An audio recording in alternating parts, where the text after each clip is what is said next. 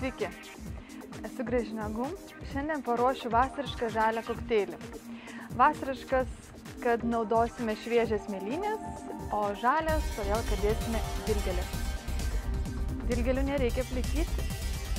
Blenderis, trintuvas sutrina taip, kad iš tikrųjų geriant jų nesijaučia. Vasarą rekomenduočiau kuo daugiau naudoti laukinius augalus, kadangi jos yra tikrai didžiulė maistinė vertė. Šį kartą naudojame dilgėles. Galite pabandyti su kiaulpienėm, žemuogių lapeliais, aviečių lapeliais. Tikrai yra maistinė vertė labai aukšta. O trintuvas jos sumala taip vientisai, kad būtų lengviau mūsų organizmui jos suvirškinti, įsisavinti. Kad paruošti litrą kokteilio, dėsiu 1 stiklinį mėlynių šviežių. Tada dėsim 1 bananą. Bananus rinkitės, kad jie būtų labiau prinokę. Dilgėlio rekomenduočiau naudoti viršūnėlės. Jos yra maistingesnės.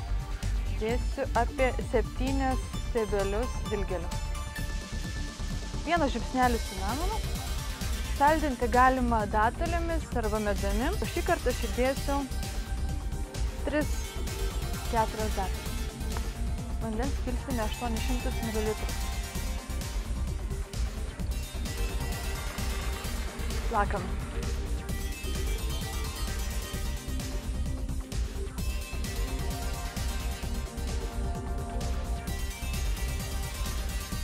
Kvepia dilgėlėm ir vasarą. Skanaus ir sveikatą.